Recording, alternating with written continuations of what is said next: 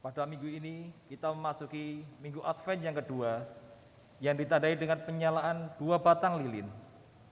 Minggu kedua Advent memiliki arti sebagai kesetiaan dan cinta.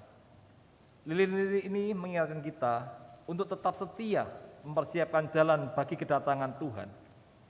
Kita diwajibkan menyiapkan hati dan cinta demi menyambut kedatangan Kristus. Seperti ada tertulis dalam kitab nubuat Yesaya, ada suara yang berseru-seru di padang gurun. Persiapkanlah jalan untuk Tuhan, luruskanlah jalan baginya. Setiap lembah akan ditimbun, dan setiap gunung dan bukit akan menjadi rata. Yang berliku-liku akan diluruskan, yang berlekuk-lekuk akan diratakan, dan semua orang akan melihat keselamatan yang dari Tuhan. Ibadah Minggu Advent ini kita mulai dengan satu keyakinan bahwa pertolongan kita datangnya dari Tuhan yang menciptakan langit dan bumi, Allah yang tetap setia untuk selama-lamanya dan yang tidak pernah meninggalkan perbuatan tangannya. Turunlah atas sekalian berkat yang datangnya dari Allah Bapa, Allah Anak, dan Allah Roh Kudus. Amin. Silakan duduk. Selamat pagi Bapak Ibu jemaat sekalian, baik yang ada di sini maupun secara ibadah secara online dimanapun Bapak Ibu berada. Kita mengucap syukur kepada Tuhan atas kemurahan Tuhan, atas anugerah Tuhan saja. Kita boleh bersama-sama hadir mengikuti ibadah pada pagi hari ini. Kita akan bersama-sama memuji nama Tuhan dengan pujian Yesus Raja Damai.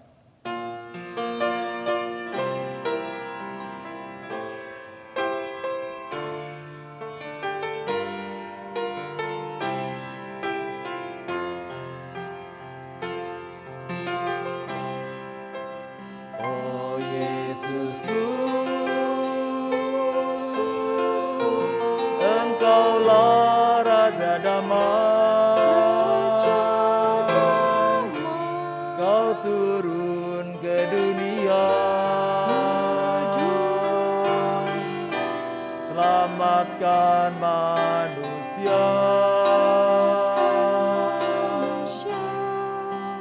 Oh Yesusku,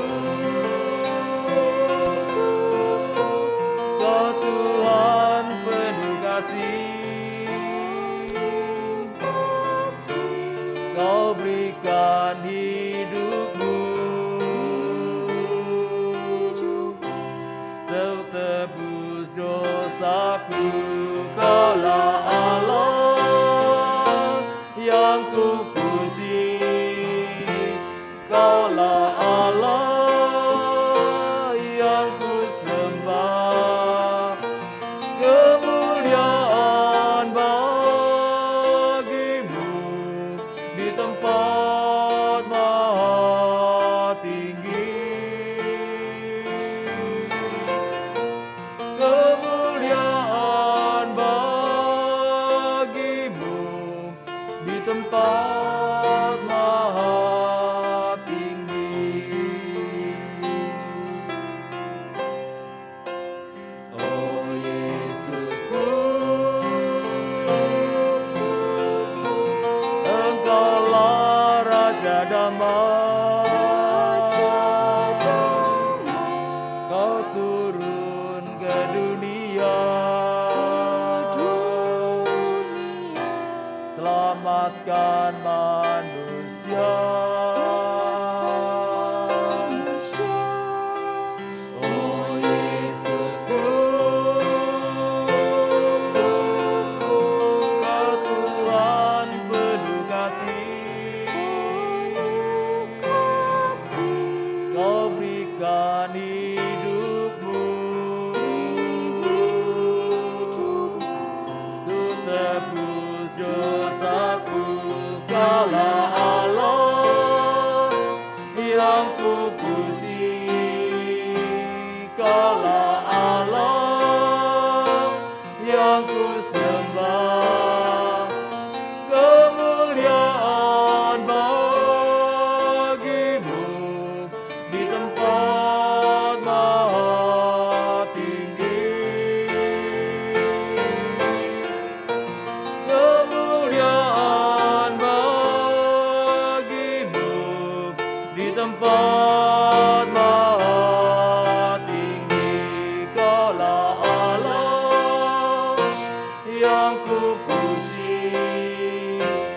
Allah yang kusembah, kemuliaan bagimu di tempat maha tinggi. Kemuliaan bagimu di tempat maha tinggi.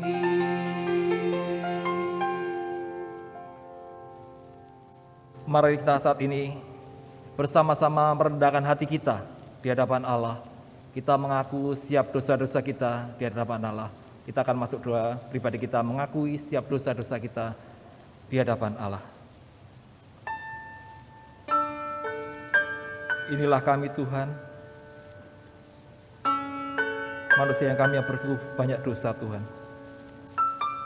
Tuhan yang mengampuni setiap dosa dan kesalahan kami Tuhan. Seringkali kami mendukakan Engkau, seringkali kami tidak menyenangkan Engkau Tuhan. Tuhan ampuni kami Tuhan. Begitu besar kasih-Mu pada kami Tuhan, sehingga Engkau rela turun Tuhan dari surga ke dunia ini Tuhan, untuk menebus kami, orang yang berdosa ini, orang yang tak layak Tuhan di hadapan Engkau. Tapi Engkau boleh turun Tuhan, Engkau yang melayakkan kami Tuhan.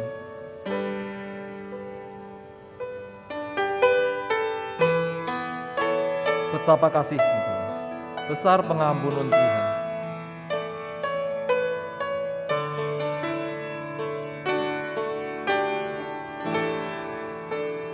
Betapa besar kasih pengampunan-Mu Tuhan. Tak Kau pandang hina hati yang hancur.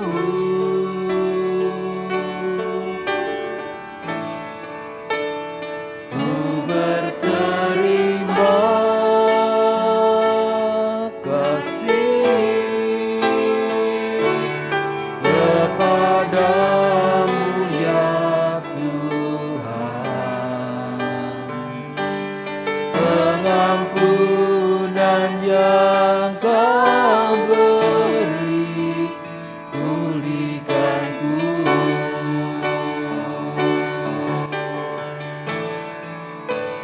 Betapa besar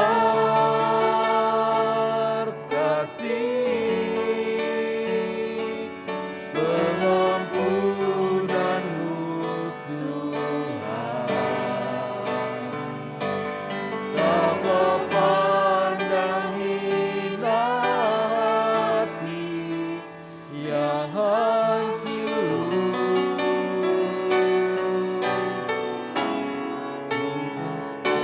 Berterima kasih kepadamu ya Tuhan. Pengampunan yang Kau beri, pulihkanku. Engkau telah mengampuni setiap dosa-dosa kami Tuhan. Engkau telah menyucikan kami Tuhan. Ajaran kami Tuhan melalui Roh Kudus-Mu Tuhan. Kami terus bersyukur pada Engkau Tuhan. Dengan kami boleh hidup semakin hari, semakin serupa dengan Engkau. Di dalam nama Tuhan Yesus Kristus kami telah berdoa, mengucapkan syukur. Amin. Selanjutnya jemaat dengan berdiri.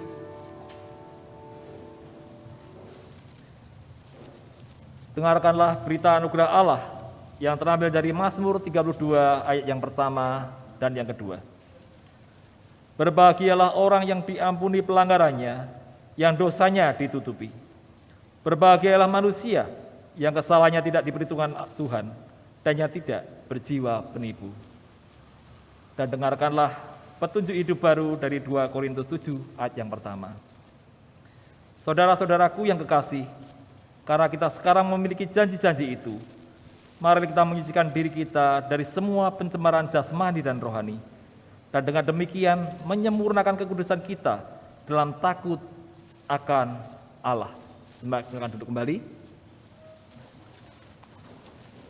Kita akan melanjutkan puji-pujian kita dari puji-pujian Natal, yaitu dari KPPK 90, Dengar Malak Nyanyi. Kita akan pujikan bait 1, 2, interlude, dan yang ketiga. Dengar Malak Nyanyi.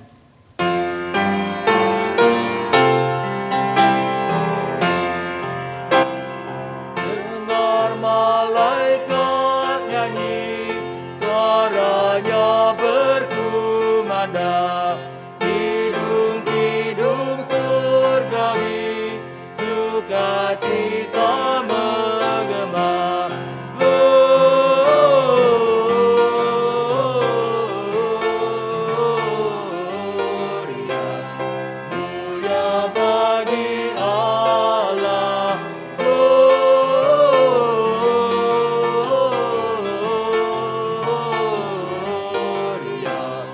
mulia bagi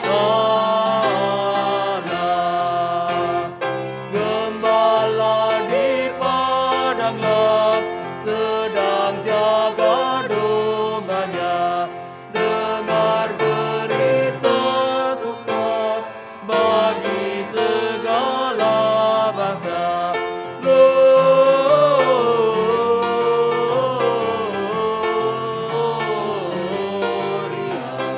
mulia bagi Allah,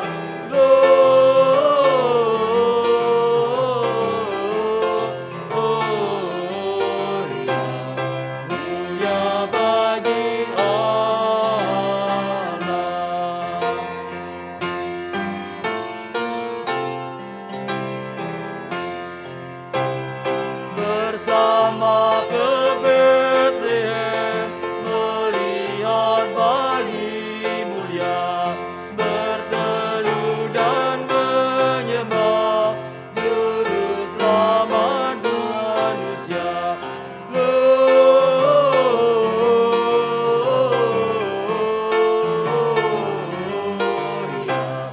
mulia bagi Allah,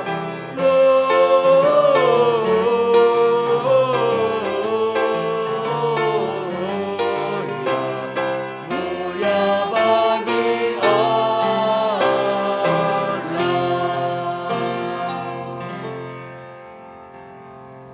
Kini tiba saatnya kita akan mendengarkan firman Tuhan yang akan disampaikan oleh Evangelis Heni Kalangi dengan tema Tamar, layakkah aku? Kita akan mempersiapkan hati kita dengan pujian semua karena anugerahnya.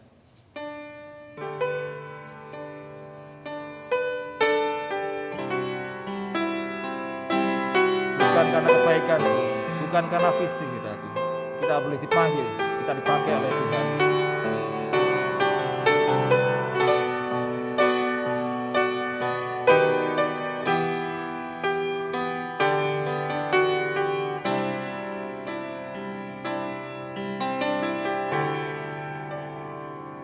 Bukan karena kebaikanku, bukan karena fasih lidahku, bukan karena kekayaanku, ku dipilih, ku dipanggil.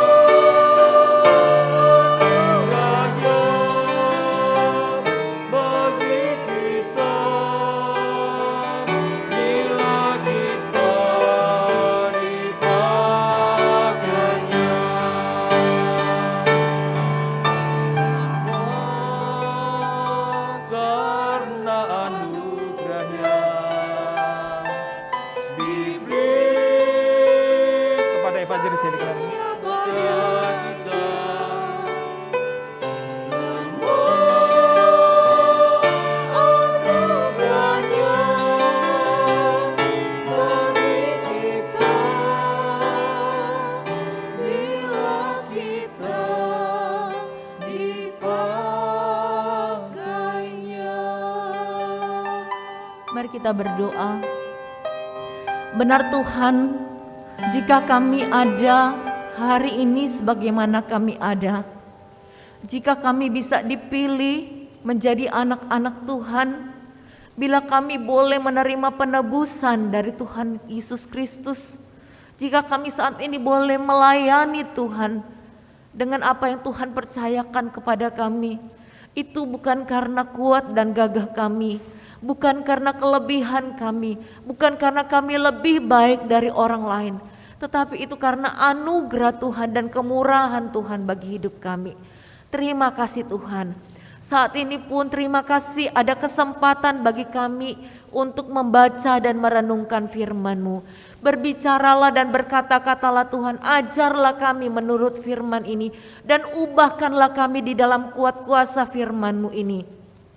Sehingga semakin hari hidup kami semakin berkenan dan semakin serupa dengan Tuhan dan Juru Selamat kami Yesus Kristus.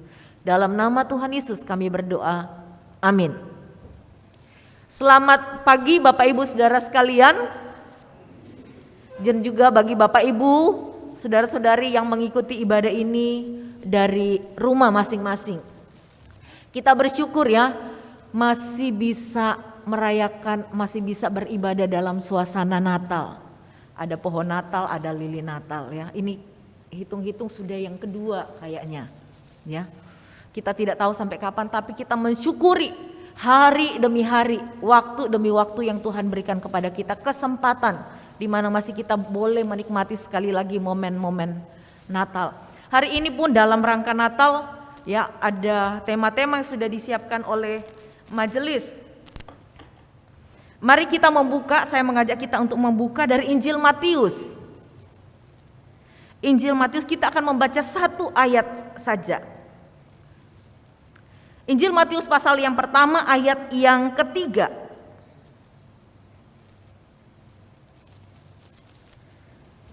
Matius 1 ayat yang ketiga. Demikian bunyi firman Tuhan. Yehuda memperanakkan Peres dan Zerah dari Tamar. Peres memperanakkan Hezron, Hezron memperanakkan Ram. Ya, satu ayat yang sangat singkat. Bapak Ibu, Matius 1 ini, 1 ayat 3 yang kita bacakan tadi merupakan bagian dari silsilah, rangkaian silsilah Tuhan Yesus, daftar asal usul atau garis keturunan Tuhan Yesus. Ya, di mana Matius mencantumkan ini penting karena ini merupakan satu deklarasi yang menghubungkan antara perjanjian lama dan perjanjian baru ya. Bagaimana memperlihatkan bahwa antara perjanjian lama dan perjanjian baru itu memiliki satu hubungan yang tak terpisahkan. Dari mana kita tahu nama-nama sebelum sampai kepada perjanjian baru Yesus Kristus? Matius memberi nama orang-orang dari perjanjian lama. Yang berarti bahwa perjanjian baru bukanlah sesuatu yang terpisah dari perjanjian lama, tetapi merupakan kelanjutan, bahkan merupakan penggenapan dari apa yang ada di dalam perjanjian lama. Dan sebenarnya kalau kita melihat dengan Matius mencantumkan ini, daftar silsilah Yesus Kristus dari mulai Abraham sampai kepada Yesus Kristus lahir, sebenarnya Matius sedang memberitahu bahwa seluruh sejarah Israel itu dikuasai oleh Allah, dikontrol oleh Allah secara langsung dalam rangka sejarah penebusan atau sejarah keselamatan. Kalau kita mau mencoba mempreteli istilah ya, preteli satu-satu dari silsilah, sepertinya kalau baca tuh membosankan. Ini lahir dari ini, memperanakan. Kalau kita baca itu bisa tertidur dan terlelap. Tapi kalau kita mau coba preteli, sebenarnya ada banyak hal yang menarik yang bisa kita temukan di dalam silsilah, daftar silsilah ini. Salah satu yang menarik adalah di mana di dalam silsilah ini dicatat nama 5 orang perempuan. Ya, nama bukan cuma satu, tapi ada 5 nama perempuan yang dicatat di sini. Dan ini merupakan sesuatu yang berbeda, sesuatu yang unik. Lukas juga mencatat daftar silsilah, ya. Tapi Lukas tidak mencantumkan sampai 5.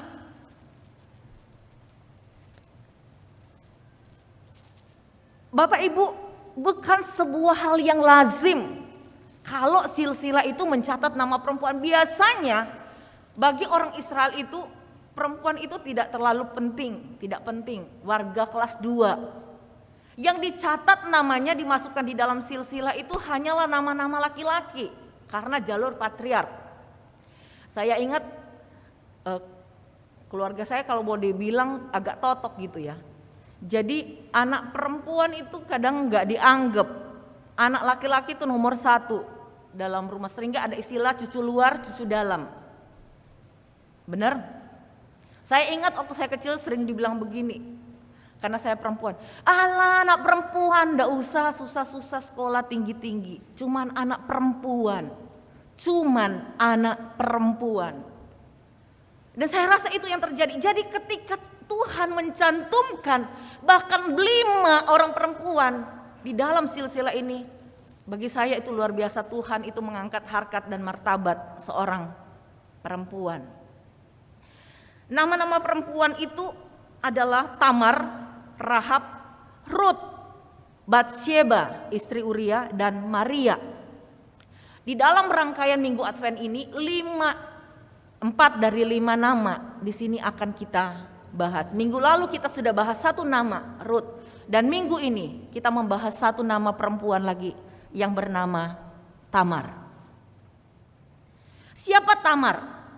Ya, kalau kita mau baca tentang Tamar, buka Kejadian pasal 38. Bagi Bapak Ibu yang membawa Alkitab boleh melihat ke pasal 38 dari kitab Kejadian. Nama Tamar berarti pohon kelapa.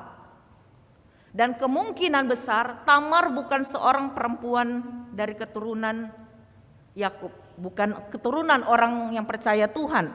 Kemungkinan Tamar adalah seorang perempuan Kanaan. Jadi bukan, dia seorang perempuan kafir kalau boleh dibilang ya. Dan di dalam pasal 38 dari kitab Kejadian mencatat bahwa Tamar adalah menantu Yehuda. Yehuda itu anak Yakub. Ya. Menantu dari Yehuda dari anak pertamanya. Yehuda menikah dengan perempuan Kanaan. Lihat, Yehuda menikah dengan perempuan Kanaan dan mendapatkan 3 anak, Onan dan Shua. Ya. Anak pertama, kemudian Yehuda mencarikan istri. Ini orang percaya, orang takut akan Tuhan, dididik di dalam keluarga Yakub yang menghormati dan menyembah Tuhan, tapi cari istri buat anaknya dari perempuan yang tidak percaya Tuhan. Kenapa? Karena istrinya dari orang yang tidak percaya Tuhan. Dia mengambil seorang perempuan Kanaan, seorang kafir yang tidak percaya Tuhan, menjadi istri dari anak tertuanya, Bapak Ibu, saya bayangkan si Tamar ini mungkin ketika pertama dipilih oleh si Yehuda, mungkin hatinya senang sekali, berbunga-bunga. Kenapa? Yehuda itu anak Yakub yang terkenal seorang yang kaya raya, seorang pemimpin yang terhormat, datang dari Mesopotamia, tinggal di Kanaan, menjadi orang yang kaya raya dan terpandang, dihormati oleh orang-orang. Sekarang dia masuk di dalam keluarga terpandang itu, dipilih untuk masuk. Wah, bahkan bahagia hidupnya. Mungkin dalam bayangan saya itu yang dipikirkan oleh Tamar. Aku masuk di dalam keluarga, dan terlebih dia tahu ini adalah keluarga yang menyembah Tuhan, tidak seperti bangsanya yang menyembah berhala, dewa-dewa dari kayu, dari batu, dari besi. Tapi keluarga ini adalah keluarga yang menyembah Tuhan.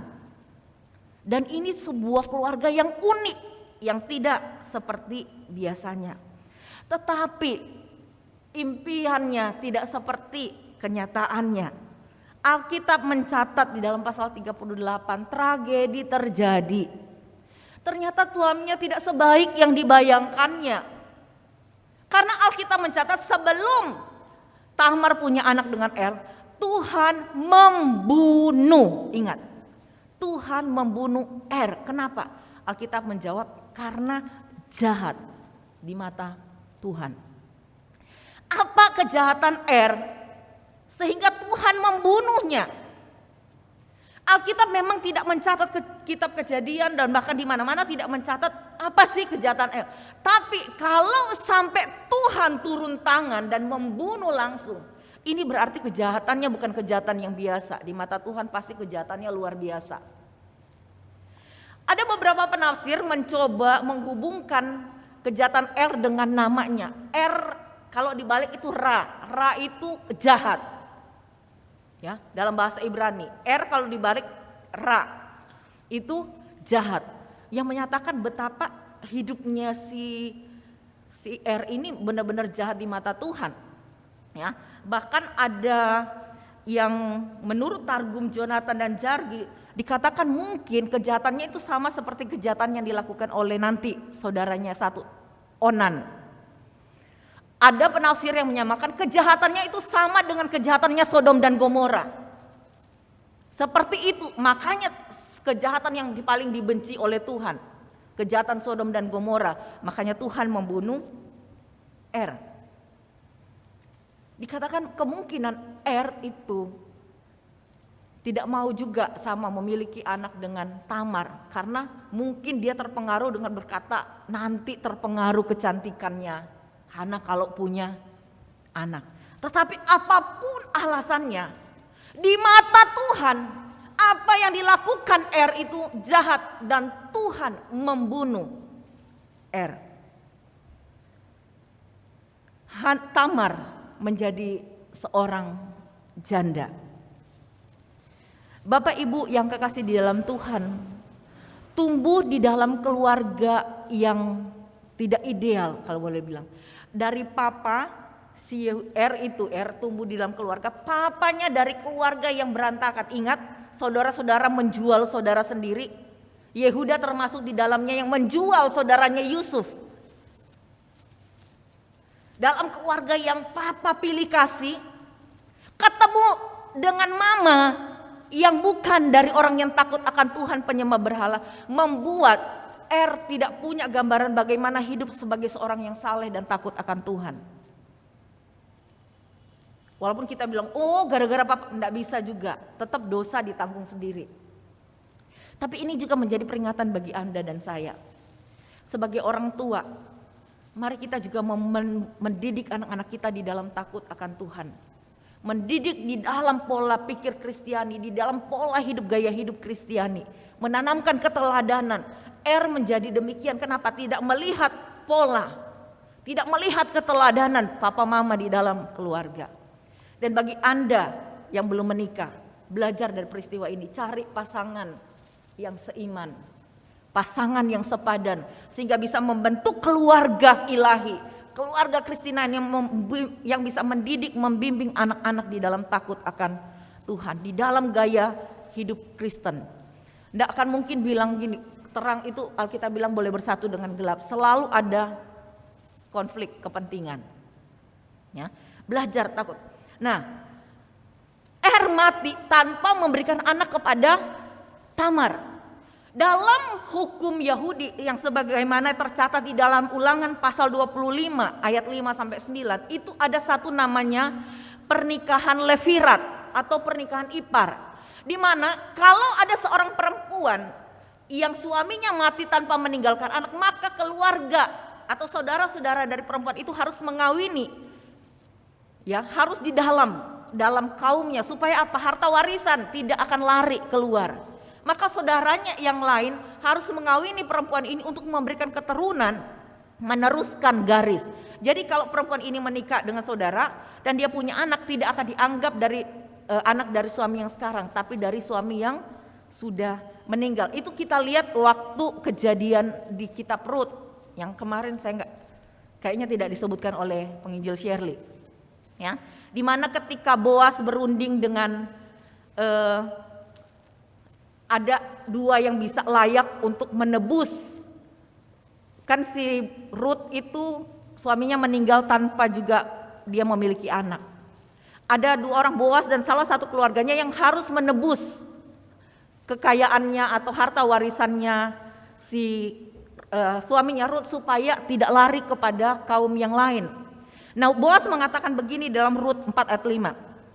Tapi kata Boas, pada waktu engkau membeli tanah itu dari tangan Naomi, maka engkau harus memperoleh Rut juga, perempuan Moab, istri orang yang telah mati itu, untuk menegakkan nama orang itu di atas milik pusakanya. Ingat, engkau kalau tebus tanahnya harus ambil juga istrinya. Karena apa? Kau harus menegakkan nama orang itu, nama orang yang telah mati itu, suaminya Rut, di atas milik pusakanya, supaya ada garis keturunan yang tetap berlanjut.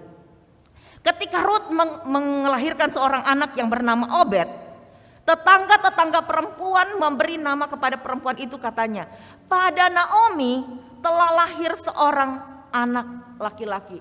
Pada Naomi dianggap itu anaknya Naomi, penerus keluarganya Naomi, bukan penerus keluarganya Boaz.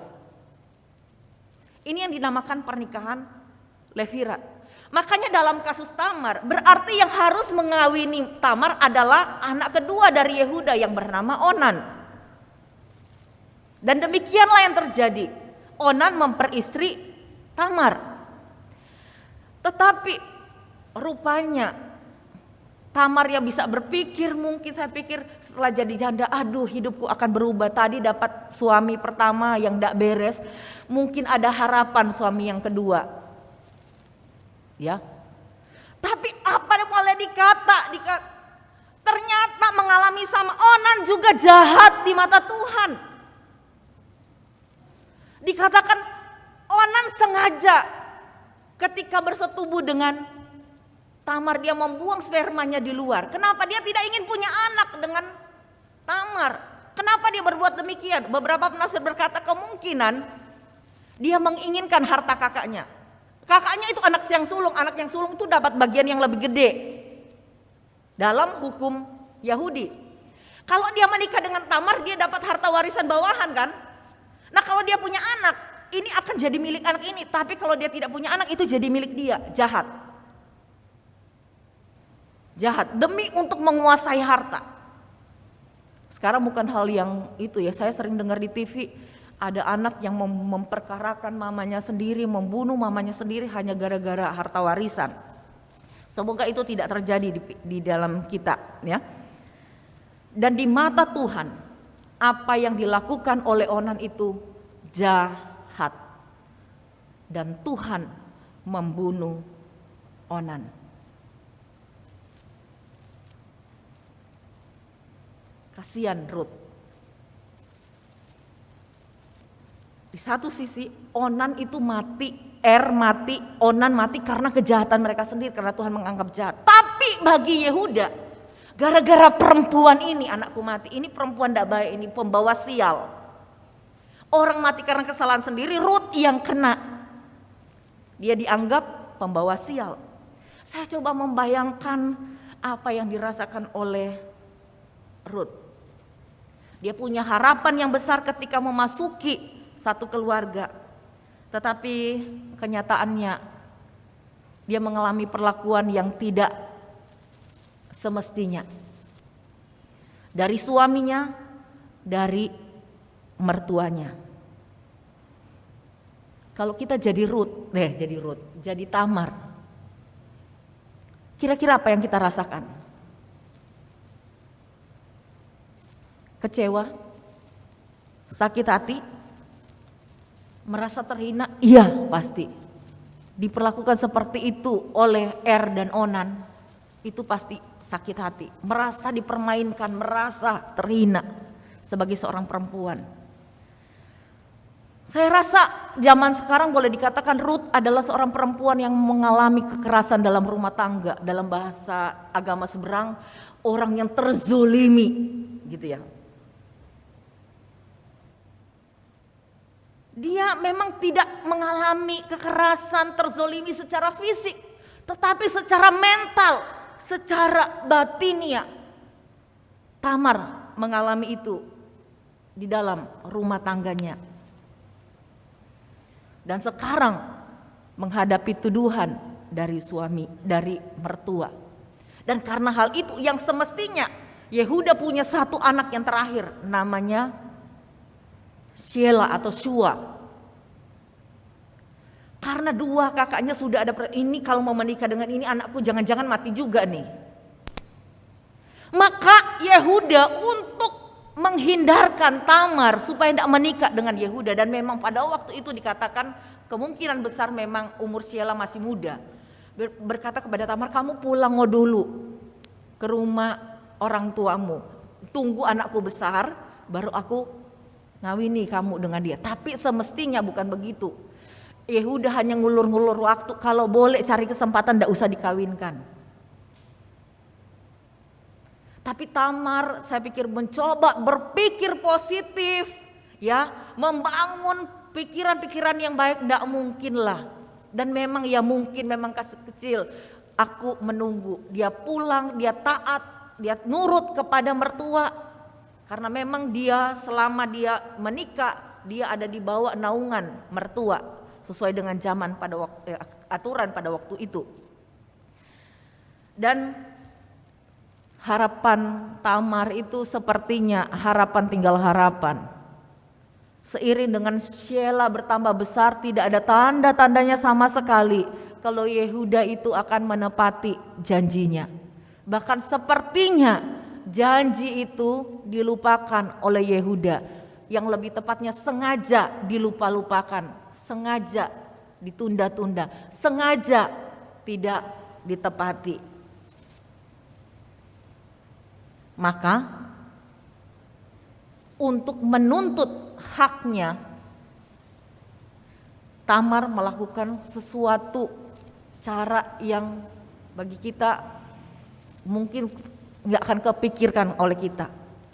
Ketika dia tahu si Yehuda mau datang ke daerahnya karena dia ada janjian bisnis, mau potong bulu domba, dia sengaja duduk di pinggir jalan, tutup mukanya, berpura-pura jadi perempuan pelacur. Si Yehuda yang waktu itu baru istrinya meninggal, ya kebutuhan laki-laki yang semestinya juga tidak boleh dilakukan atas pertimbangan, atas alasan apapun, ya, mendekati Tamar karena dia pikir ini perempuan tidak baik-baik. Ya bukan satu alasan untuk mencari perempuan di luar, itu perzinahan. Allah tidak menginginkan itu. Dalam hal ini Yehuda salah. Dan itu membuka kesempatan kepada Tamar. Maka Yehuda, mertua dan menantu tidur bersama, melakukan apa yang seharusnya tidak dilakukan. Dan Tamar sengaja melakukan hal itu. Kenapa? Karena dia melihat tidak ada niat baik dari Yehuda. Dan dia mencari caranya sendiri untuk mendapatkan haknya. Nah, dikatakan 3 bulan kemudian dari hasil apa yang dilakukan, Tamar hamil. Ketika mendengar hal itu sampai ke telinganya Yehuda, pikir Yehuda kesempatan menyingkirkan perempuan ini. Menyingkirkan perempuan ini dari hidup anakku dan hidup keluargaku. Maka dia berkata, tangkap perempuan itu dan bakar. Bakar itu adalah hukuman paling tinggi, paling pol pada waktu itu.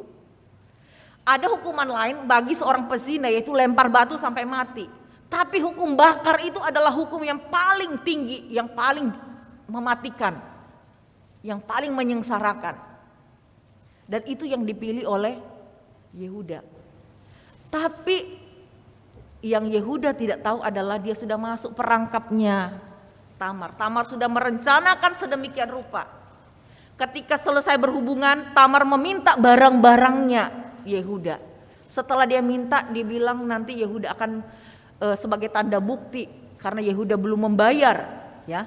Nanti kalau sudah bayar, benda itu akan dikembalikan. Tapi Hana menghilang, Tamar menghilang, tak ada rembanya. Ketika Yehuda di depan pengadilan mau mengorek kesalahan, mau menunjuk kepada kesalahan Tamar, Tamar mengeluarkan, ini loh benda-benda milik orang yang menghamiliku. Dan Yehuda mengenali itu sebagai miliknya. Bapak Ibu yang kekasih di dalam Tuhan, ketika Yehuda melihat barang-barang yang ditunjukkan Hana, Alkitab mencatat dia sadar dia salah. Dia berkata begini, Tamarlah yang benar, karena memang akulah yang tidak memberikan dia kepada Shelah anakku. Di balik kelemahan-kelemahannya, saya melihat satu hal yang positif dari Yehuda adalah dia berani mengakui kesalahannya. Seorang yang berani mengakui kesalahan. Banyak orang ketika berbuat salah, gengsi untuk mengakui. Tapi Yehuda berani mengakui, aku yang salah. Aku yang memang tidak menepati janjiku. Perempuan ini berbuat demikian karena dia menuntut haknya yang tidak aku tepati. Banyak penafsir berkata ada catatan di dalam pasal 38 itu adalah ketika Yehuda mengaku itu, dia mengambil Tamar masuk menjadi istrinya, tetapi dia tidak pernah setelah itu tidur dengan Tamar. Banyak penafsir berkata ini menunjukkan penyesalan, pertobatan dari Yehuda. Dia membawa masuk, menerima tanggung jawab terhadap perempuan itu, tapi dia menjaga kehormatan perempuan itu seterusnya. Dia menanggung semuanya, tetapi dia tidak melakukan hal yang semestinya tidak dilakukan. Ini menunjukkan katanya pertobatan Yehuda. Bapak Ibu yang kekasih di dalam Tuhan, Yehuda bersalah, benar. Dia berdosa, benar. Satu, dosanya banyak. Tetapi satu, Yehuda mengakui dan menyesali kesalahannya. Dia menyesali dosanya. Dan Alkitab berkata, jika kita mengaku dosa kita, maka Allah adalah setia dan adil. Ia akan mengampuni segala dosa kita dan menyucikan kita dari segala kejahatan. Dan itu yang Tuhan lakukan kepada Yehuda. Bagaimana dengan kita? Ketika kita bersalah, bersediakah kita mengakui kesalahan kita? Baik di hadapan orang yang kepadanya kita bersalah atau kepada Tuhan. Kadang-kadang kita gampang kepada Tuhan, oke? Karena hanya kita dengan Tuhan, tidak bikin malu kan? Tidak, bukan. Tapi berani enggak kita mengakui, minta maaf, bilang aku salah di depan orang lain? Yehuda berani melakukannya di depan pengadilan, di depan umum, dia bilang aku salah. Kadang gengsi kita itu sering menahan kita dan akhirnya menahan anugerah pengampunan Allah itu dari kita. Kenapa? Kita lebih jaga gengsi kita, jaga image kita di hadapan orang daripada jujur dan terbuka terhadap kesalahan kita dan berbenah diri.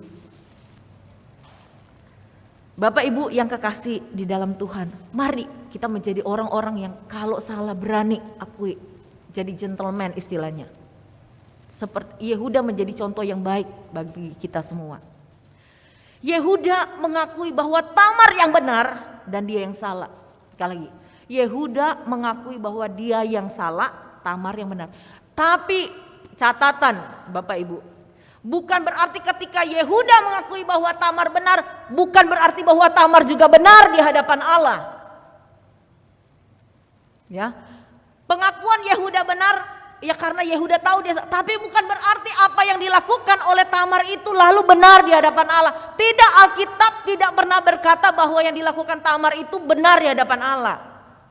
Jangan salah menafsir ketika Yehuda berkata begitu lalu kita bilang, oh berarti Alkitab bilang Tamar tidak berdosa, tidak bersalah.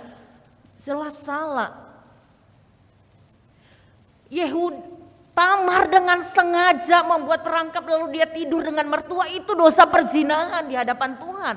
Salah, itu tetap dosa. Dia melakukan penipuan dengan cara yang luar biasa. Dikatakan kejahatan dengan berencana, ya. Kejahatan berencana. Di mata Tuhan tetap salah. Alkitab tidak pernah membenarkan hal itu. Bahkan kita boleh dikatakan apa yang dilakukan Tamar itu licik. Karena apa? Dia membuat jebakan Batman gitu terhadap Yehuda. Tujuannya mungkin benar. Dia menuntut haknya, tapi caranya salah. Dia melanggar, menabrak hukum Allah. Melanggar apa yang Tuhan larang. Sebuah tujuan yang baik dilakukan dengan cara yang salah tetap salah. Tetap dosa. Dosa ya dosa. Tidak bilang, tapi kan aku tujuannya baik. Alkitab tidak berkata, yang baik itu adalah tujuan baik, caranya benar. Jadi tujuan motivasi benar, caranya benar, hasilnya kalau boleh baik benar. Motivasinya karena Tuhan, untuk Tuhan, caranya sesuai firman Tuhan, hasilnya untuk memuliakan Tuhan.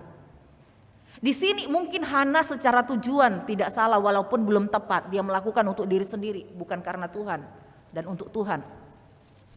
Tapi caranya dia salah. Akhirnya hasilnya mempermalukan Tuhan, bukan mempermuliakan Tuhan. Yehuda mertuanya dari keluarga yang takut, dia mempermalukan Yehuda di depan umum. Sekaligus juga dia mempermalukan sepertinya karena orang tahu siapa Tuhan yang disembah oleh Yehuda. Sekali lagi, cara harus benar. Motivasi, cara dan hasil. Tujuan kita baik, kalau cara kita salah, tetap salah. Tamar tetap dosa di hadapan Tuhan. Dia mungkin mendapat apa yang dia cari, apa yang dia tuntut. Dia dapat anak dari Yehuda, ya. Dia dapat haknya diterima kembali dalam keluarga Yehuda, ya. Tetapi di mata Tuhan, Tamar tetap berdosa. Tapi yang luar biasanya dari kisah yang memalukan ini, Bapak Ibu Saudara sekalian, bukan ketika Tamar mendapatkan haknya, menemukan dia dapat tujuannya, apa yang dia perjuangkan. Tetapi ketika kita melihat nama Tamar, perempuan pendosa itu, perempuan pezina itu, perempuan penipu itu, dicantumkan di dalam daftar silsilah nenek moyang, menjadi daftar silsilah nenek moyang. Itu luar biasa. Itu anugerah bagi Hana. Dari hasil hubungan itu lahir anak kembar namanya Peres dan Zera. Dan Peres itu dipilih Tuhan menjadi pembawa garis keturunan Yesus Kristus sampai kepada Daud dan sampai kepada Yesus Kristus. Masuk di dalam sejarah keselamatan Allah bagi dunia ini. Melalui keturunan Tamar dan Yehuda yaitu Peres, Yesus Kristus lahir ke dalam dunia. Siapa si Tamar dapat anugerah begitu besar? Apakah karena si Tamar itu, kok saya bolak-balik Hana ya? Apakah karena Tamar pintar membuat, ya jelas menunjukkan dia anak orang yang pintar. Kalau enggak dia enggak bisa merencanakan sedemikian ini. Apakah karena itu? Enggak. Ini yang namanya anugerah. Setelah peristiwa ini tidak tercatat apapun hal-hal yang jelek tentang Tamar. Banyak penafsir berkata setelah peristiwa ini kemungkinan Tamar benar-benar bertobat dan hidup benar di hadapan Tuhan.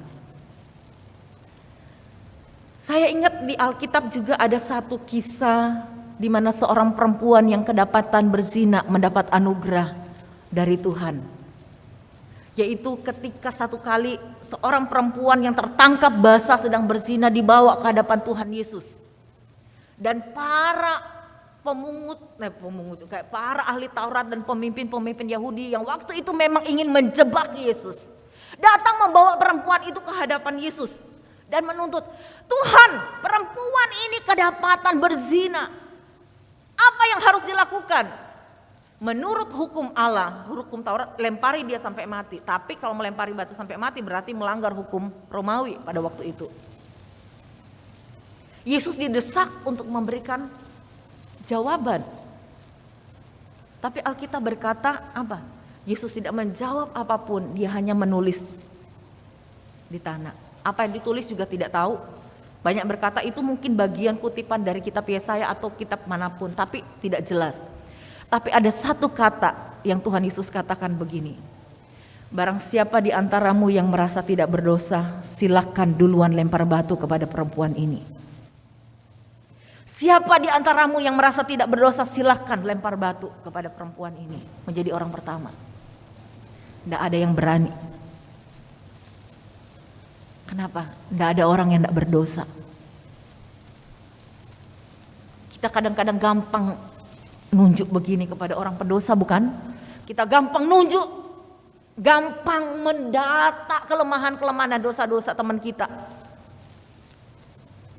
Tapi Tuhan bilang, kamu merasa tidak berdosa, silahkan lempar batu. Siapa Anda dan saya yang berani menjudge? Bukan berarti lalu kita tidak bisa menegur.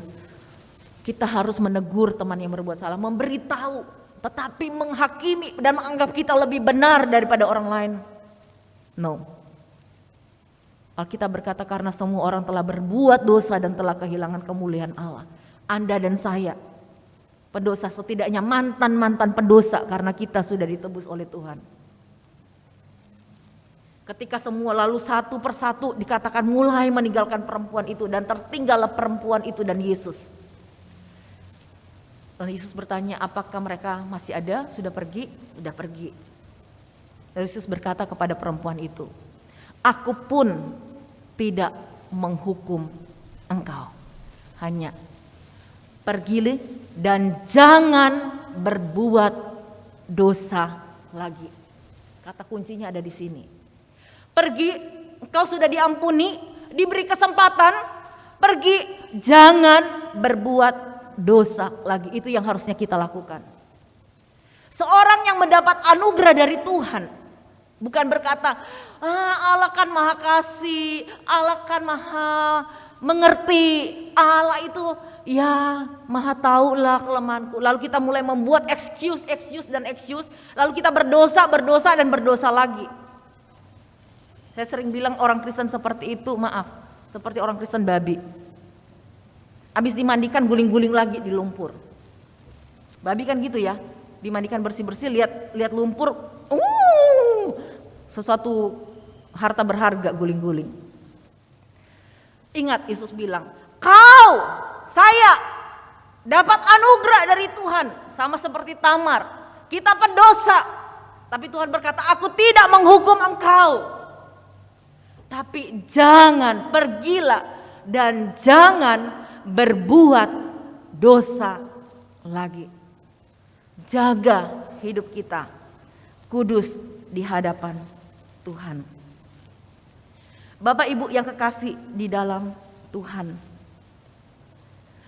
Yesus bisa memilih ketika lahir dalam dunia ini mencari perempuan-perempuan dengan latar belakang keluarga yang jauh lebih bersih latar belakangnya, jauh yang tanpa celah, walaupun ada manusia yang tidak berdosa, tapi paling tidak latar belakangnya yang bersih gitu ya. Tapi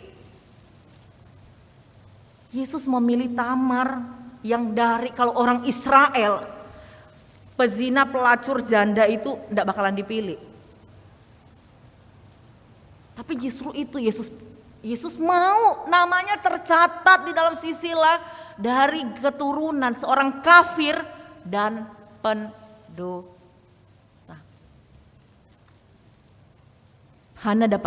Tamar dapat kehormatan itu. Dari sini kita bisa melihat jejak kasih agape, kasih Allah yang mengasihi orang berdosa, kasih Allah yang jauh lebih besar, lebih dalam, lebih luas daripada alam semesta.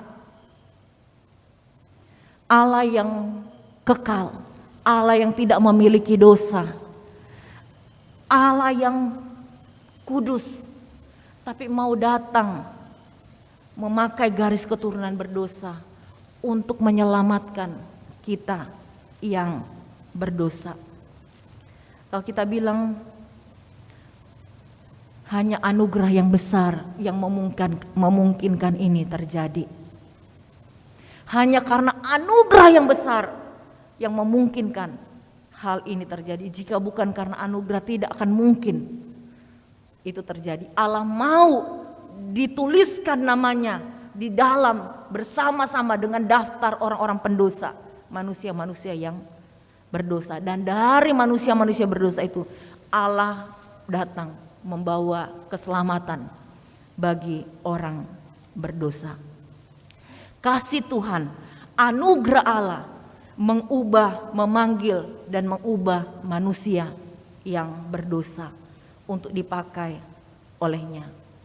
Tuhan tidak melihat masa lalu Tamar yang kelam, masa lalu Yehuda yang kelam. Tapi Tuhan mau melihat bagaimana mereka mau bangkit, mau berubah, dan Tuhan memakai mereka. Bapak Ibu, saya tidak tahu latar belakang kita masing-masing. Ya, mungkin kita ada yang lahir dari kepahitan keluarga yang pahit, keluarga yang ya di pandangan kita, tidak usah di pandangan orang, di pandangan kita keluarga kita sangat tidak ideal, orang tua kita sangat tidak ideal. Atau mungkin apa yang kita lakukan di masa lalu itu sangat ideal. Tapi di sini anugerah Tuhan melalui kisah Tamar memanggil Anda dan saya. Seberapa buruk masa lalu kita, seberapa jahat yang kita, tapi ketika Tuhan menebus kita, Dia membawa kita kepada anugerah. Dikatakan Dia mau memakai Anda dan saya sebagai alat untuk mengabarkan, membawa kabar keselamatannya kepada orang-orang di luar sana. Tuhan mampu mengubah apa yang tidak baik menjadi baik. He can turn your mess into a message for His glory. Dia mampu mengubah kekacauan-kekacauan hidup kita, kekacauan-kekacauan masa lalu kita menjadi sebuah pesan untuk kemuliaan-Nya, membawa pesan kepada dunia luar. Bapak Ibu, saya pernah membaca sebuah buku yang bernama Aku Takkan Menangis Lagi. Itu lama banget. Itu kisah tentang seorang yang bernama Nicky Cruz. Ya, Nicky Cruz ini lahir dari keluarga yang miskin. Latar belakangnya, ya keluarganya tidak baik. Dan dia dibesarkan dalam lingkungan yang tidak baik. Lingkungan tempat tinggalnya itu tempat preman-preman. Dan karena dia, bahasa sekarang preman, bahasa sana mungkin gangster, mafia gitu ya. Dia dibesarkan dari keluarga yang tak mampu, miskin, pengen cari lebih, maka bergabunglah juga. Kebenaran lingkungannya adalah lingkungan gangster, lingkungan preman, maka bergabunglah dia di situ menjadi seorang preman. Dan dikatakan ketika dia bergabung menjadi lebih jahat. Dan dalam satu kesempatan bahkan dia membunuh orang. Dan karena perbuatannya itu dia dimasukkan ke dalam penjara. Tapi puji Tuhannya, justru dia bertobat dan menerima Kristus. Dia diubahkan oleh Kristus. Dan ketika dikatakan dia keluar penjara, Nicky Cruz kembali kepada lingkungannya, kembali kepada teman-temannya. Tetapi bukan lagi menjadi Nicky Cruz yang dulu. Bukan lagi menjadi Nicky Cruz yang preman, yang membunuh, merampok, merampas punya orang. Tetapi Nicky Cruz yang kembali kepada lingkungannya. Untuk apa? Memenangkan teman-teman premannya untuk Tuhan. Dan dikatakan memang dia membimbing banyak teman-temannya yang jatuh di dalam kelompok gangster itu, kelompok preman itu. Dan menceritakan tentang kasih Tuhan, mendampingi mereka. Dan banyak dari mereka yang bertobat dan berubah hidupnya sebelum mengalami seperti dia sampai masuk penjara. Tuhan pun bisa memakai kita. Dia mengubah, untuk itulah dia menebus kita. Dia mengubah hidup kita. Untuk apa? Supaya kita boleh dipakai alat untuk keselamatannya. Tapi pertanyaannya, maukah Anda dan saya. Maukah? Tuhan Yesus Kristus sudah datang ke dalam dunia. Natal ini mengingatkan kita bahwa Allah beranugerah. Allah, kematiannya di atas kayu salib sudah menunjukkan dia beranugerah. Dia memanggil, dia memilih, memanggil Anda dan saya. Dia mengubah kita. Untuk apa? Bukan jadi orang Kristen babi. Sekali lagi, bukan jadi orang Kristen babi. Tapi menjadi orang Kristen yang boleh dia pakai untuk memenangkan banyak orang. Kiranya Tuhan memberkati kita. Bapak Ibu, saya rindu kita mau menutup ini sekali lagi. Saya ingin kita menyanyikan satu lagu yang tadi jadi pengantar dari sebelum kita khotbah. Kita mengingat kalau saat ini kita jadi orang percaya. Kalau saat ini kita dipilih, kita ditebus, diselamatkan bukan karena kita jauh lebih baik. Kita adalah tamar-tamar yang lain. Itu semua hanya karena anugerah. Bukan karena latar belakang kita yang baik. Bukan karena punya kemampuan-kemampuan yang baik. Bukan. Jika kita bisa melayani dia, menyembah dia, itu karena anugerah Tuhan. Kita angkat satu lagu ini, semua karena anugerahnya. Bisa-bisa ditayangkan kalimatnya. Mari kita menyanyikan dengan gantimu denganku, sehingga lagu ini menjadi milik kita secara pribadi. Bukan karena kebaikanku, bukan karena fasih lidahku, bukan karena kekayaanku, ku dipilih, ku dipanggilnya, bukan karena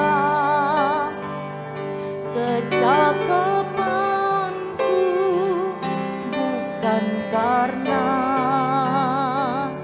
baik rupaku, bukan karena kelebihanku, ku dipanggil, ku dipakai, itu semua karena anugerahnya. Bila aku dapat, itu karenanya. Bila aku semua daripadanya,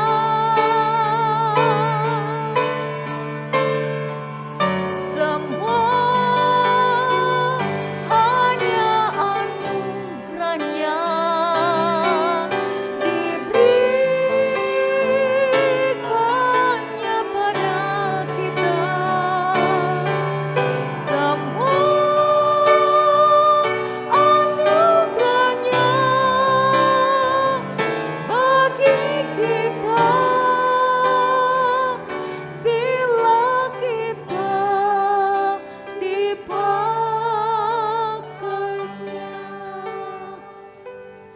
Tuhan, terima kasih untuk anugerah-Mu yang begitu luar biasa kepada kami. Engkau mengutus anak-Mu yang tunggal itu masuk ke tengah-tengah kami, datang ke tengah-tengah kami orang berdosa. Engkau menebus kami. Terima kasih Tuhan, siapakah kami sehingga kami memperoleh kehormatan yang begitu besar, menerima anugerah yang begitu besar. Kami hanyalah orang-orang pendosa. Kami tidak ada bedanya dengan Tamar, Tuhan. Tapi terima kasih sekali lagi, Engkau mau memilih, memanggil dan menebus kami. Tuhan, tolong kami untuk menjaga hidup kami. Pakailah kami Tuhan untuk membawa kabar keselamatan, anugerah Tuhan, kasih Tuhan kepada orang-orang di sekeliling kami. Supaya sebagaimana Tuhan mengubah kami, melalui pelayanan kami, melalui pemberitaan kami, mereka pun boleh berjumpa dengan Kristus dan mengalami anugerah yang sama. dengan kami. Terima kasih Tuhan, terima kasih. Ini doa kami di dalam nama Tuhan Yesus, bayi Natal yang sudah datang bagi kami, yang sudah mati bagi kami di atas kayu salib itu. Kami sudah berdoa. Amin.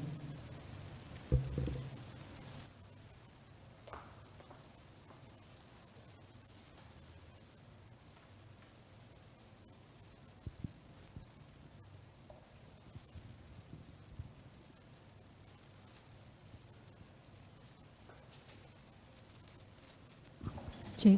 Shalom Bapak Ibu sekalian, jemaat sekalian. Pada pagi hari ini saya akan membawakan satu buah pujian. Kiranya setiap pujian ini dapat membawa kita memaknai bahwa setiap rencana kita untuk menyambut Natal, mungkin untuk menyambut tahun baru, kita dapat berserah kepada Tuhan. Apapun setiap rencana yang Tuhan boleh berikan, kita percaya bahwa rencana Tuhan adalah rencana yang paling baik untuk kita.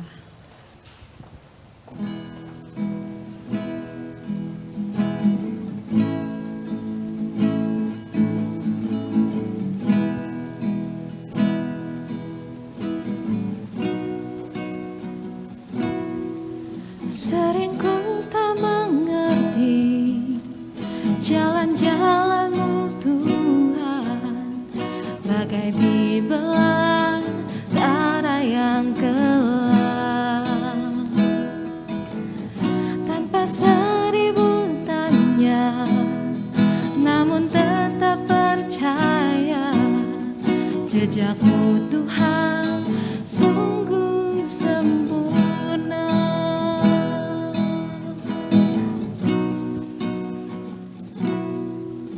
Sering ku tak mengerti jalan-jalan-Mu Tuhan, bagai dibelah darah yang kelam. Tanpa seribu tanya, namun tetap percaya, jejak-Mu Tuhan sungguh sempurna.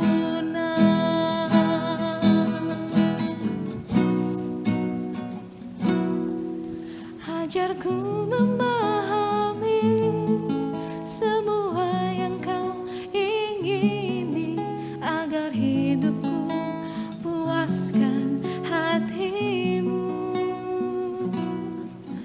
Bagimu aku rela sepenuh hati menghamba, serahkan diri, genapi karya-Mu.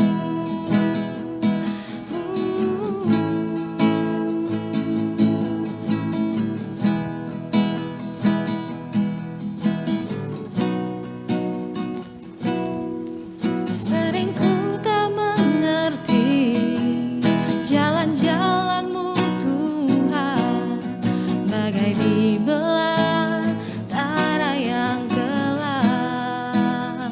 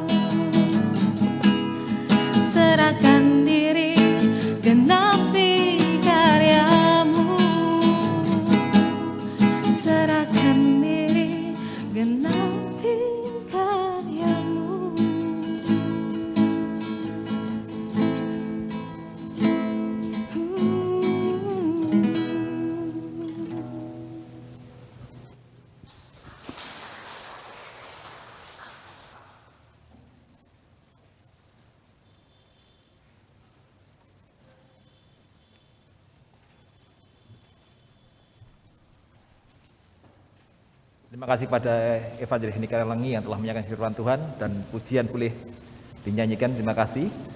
Selanjutnya kita akan mengikrarkan pengakuan iman rasuli. Cepat undang baik berdiri. Kita akan bersama-sama mengikrarkan pengakuan iman rasuli. Pengakuan iman rasuli.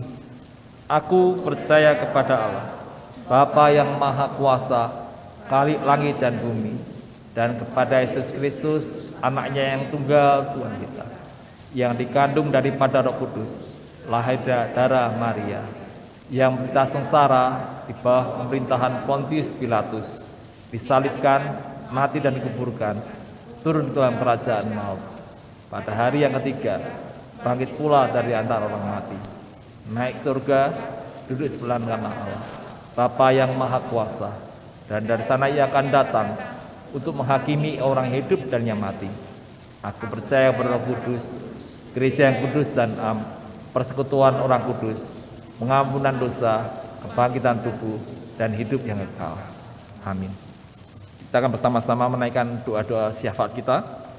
Yang pertama, kita berdoa untuk langkah antisipasi pemerintah bersama dengan Dinas Kesehatan, Satgas Covid dalam menghadapi Omikron yang variannya baru. Kiranya pemerintah bisa mempersiapkannya, bisa menanggulanginya lebih awal. Dan kita berdoa untuk masyarakat agar tetap menjalankan protokol kesehatan. Dan kemudian kita juga berdoa untuk kebijakan PPKM level 3 yang akan dilaksanakan mungkin untuk liburan Natal dan Tahun Baru, sehingga bisa menekan angka penularan ya. Kemudian untuk yang kedua, kita berdoa untuk di beberapa tempat ada bencana seperti banjir, dan yang terakhir kemarin erupsi di Gunung Semeru. Kiranya Tuhan memberikan belas kasihan dan juga pemerintah bisa menangani setiap korban-korban yang ada, tertangani dengan baik. Dan kemudian yang ketiga, kita mengucap syukur untuk pelayanan misi di sekolah negeri yang sudah dilaksanakan untuk rally yang ketiga, dan juga pelayanan ke-6 lapas yang telah dilaksanakan. Kiranya firman Tuhan yang boleh disampaikan menjadi berkah dan menjadi kekuatan, dan yang belum bertobat bisa melalui Roh Kudus mereka boleh bertobat dan boleh percaya. Kita akan bersama-sama membuka suara kita menaikkan ketiga doa syafaat ini. Kita masuk dalam doa. Tuhan, kami secara khusus Tuhan berdoa untuk langkah-langkah dari pemerintah untuk mengantisipasi varian baru ini Tuhan. Beberapa negara sudah mulai masuk, kami serahkan untuk pemerintah, untuk dinas kesehatan dan juga saat COVID, boleh sama-sama bahu-bahu Tuhan melaksanakan kebijakan-kebijakan, pencegahan yang boleh mereka lakukan. Kami serahkan secara khusus untuk masyarakat, untuk warga negara Indonesia ini Tuhan, agar mereka boleh berikan ketaatan Tuhan dalam menjalankan proses kesehatan dan dalam menjalankan aturan-aturan dari pemerintah dalam mencegah terjadinya masuknya Omikron ini Tuhan. Kami serahkan juga untuk kebijakan PPKM level 3 nanti dalam liburan Natal dan Tahun Baru, sehingga setiap masyarakat boleh mentaatinya dan boleh berjalan dengan baik dan tidak terjadinya adanya lonjakan-lonjakan yang tidak perlukan Tuhan. Terima kasih Tuhan, kami serahkan secara khusus juga untuk di beberapa tempat terjadi banjir, tanah longsor, dan yang terakhir kemarin Tuhan untuk erupsi Gunung Semeru Tuhan. Kami serahkan Tuhan setiap pemerintahan daerah di sana Tuhan, agar boleh bersama-sama bahu-bahu Tuhan, mencari pencegahan Tuhan, dan siap korban yang ada, Tuhan yang memberi kekuatan bagi mereka Tuhan, dan untuk logistik, untuk bahan makanan, Engkau yang menyediakan bersama-sama pemerintah di sana Tuhan. Kami serahkan Tuhan untuk belas kasihan-Mu Tuhan bagi korban bencana itu Tuhan, dan biarlah kami sebagai orang Kristen Tuhan boleh ambil bagian dalam hal ini Tuhan. Terima kasih Tuhan.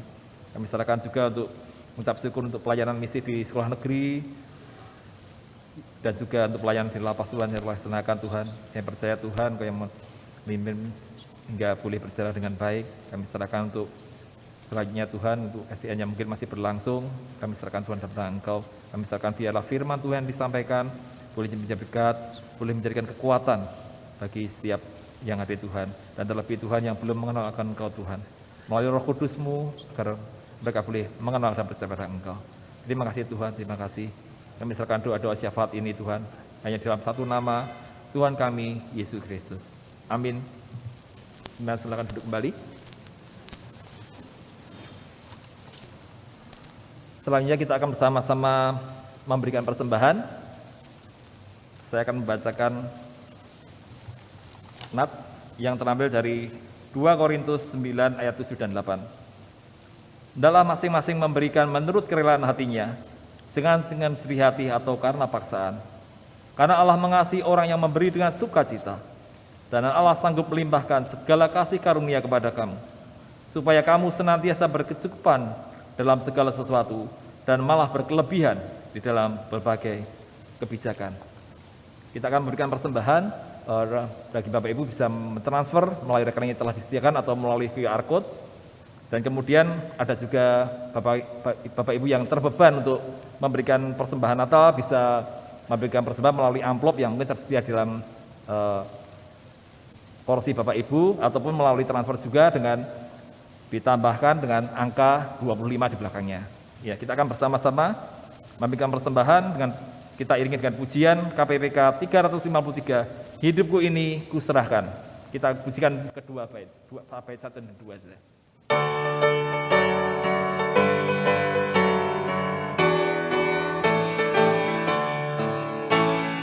Hidup jiwaku Tuhan, padamu kuserahkan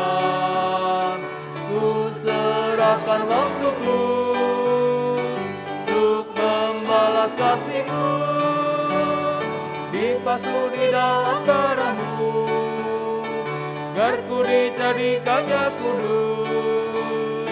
Segenap jiwaku, sepenuh hatiku, selamanya bagimu.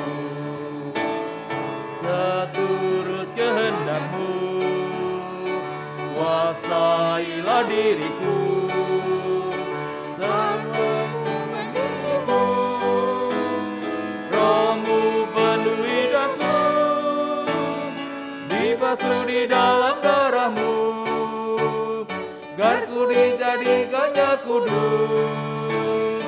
Segenap jiwaku, sepenuh hati-Mu, selamanya bagimu.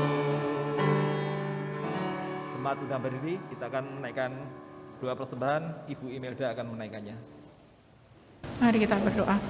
Bapa, kami mengucap syukur untuk semua kasih yang sudah Tuhan berikan dalam kehidupan kami, semua berkat yang Tuhan berikan. Sungguh Tuhan, kami mengucap syukur untuk semuanya yang Tuhan berikan dalam kehidupan kami. Bapa, kalau kesempatan ini Tuhan memberikan kami kesempatan untuk memberikan sebagian dari apa yang sudah Tuhan limpahkan dalam kehidupan kami. Tuhan, Engkau tahu hati kami, Engkau saja yang boleh menerimanya. Tuhan yang sucikan dan memakai Tuhan. Tuhan memberi hikmat bagi diaken di tempat ini Tuhan, dalam mengelola dan menggunakan akan setiap dana yang ada Tuhan untuk pelayanan dan pekerjaan-Mu di tempat ini. Terima kasih Bapa, kami mau serahkan persembahan kami ini dalam tangan-Mu. Amin. Amin. Silakanlah duduk kembali. Sebelum bacaan warta dari Bapak Ibu sekalian, jemaat, apakah mungkin ada yang baru pertama kali hadir mengikuti ibadah tempat ini? Apakah ada? Enggak ada ya. Baik, saya akan bacakan warta. Pada tanggal 25 Desember nanti akan diadakan ibadah Natal, yaitu jam 8. Dan akan diadakan perjamuan kudus. Jadi Bapak Ibu yang membutuhkan untuk roti dan juga anggur bisa menghubungi hamba Tuhan ataupun Ibu Kit di TU Gereja. Ya. Selanjutnya untuk Christmas Carol yang secara onsite ya, secara datang sudah dilakukan kemarin, dan kemudian untuk selanjutnya akan diadakan Christmas Carol secara virtual atau secara online. Jadi bagi Bapak Ibu jemaat yang ingin dilayani melalui Christmas Carol ataupun ingin melayani Christmas Carol, bisa menghubungi Saudara Ferdi. Ya. Kemudian untuk ada talent show ada lomba talent show bagi Bapak Ibu yang mungkin ada bisa menyanyi atau puisi ataupun memainkan alat musik, bisa membuat video mini ya dengan tema Natal, ataupun juga barang-barang bekas, misalkan yang sudah tidak pakai bisa dibuat menjadi berguna atau punya kreatif tertentu yang bisa dijual ya untuk peningkatan ekonomi. Paling lambat tanggal 9 Desember ya. Dan nanti pengumuman pemenangnya akan diumumkan pada Christmas Carnival, pada 14 Desember jam 7. Ya. Kemudian bagi Bapak Ibu jemaat yang punya hobi fotografi bisa mengikuti pameran mini fotografi ya. Paling lambat tanggal 12. Ini adalah dibuat sendiri ya, tidak boleh lihat dari Google atau dari mencontoh, tidak boleh, tapi kreativitas sendiri. Ya. Dengan ada beberapa tema ya, temanya keputusasaan, kehambaan, pendamaian dan pengharapan, tema fotografinya.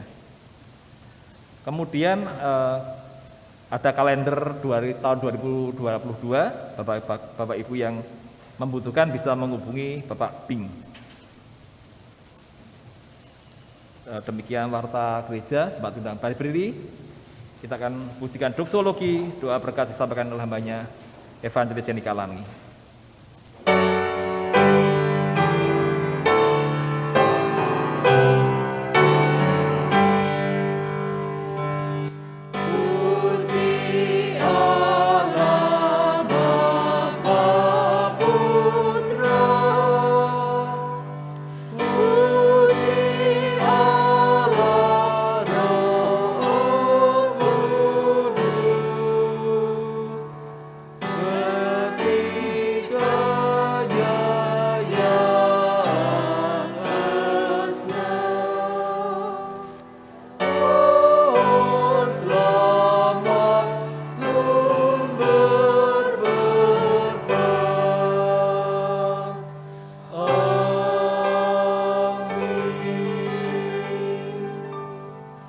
Jemaat sekalian, pulanglah dan terimalah berkat Tuhan. Kiranya kasih setia Allah Bapa di dalam Yesus Kristus Tuhan dan penebus kita, serta pertolongan, perlindungan dan penyertaan dari Allah Roh Kudus, kiranya beserta dengan kita sekalian dari hari ini sampai Kristus datang yang kedua kali. Amin.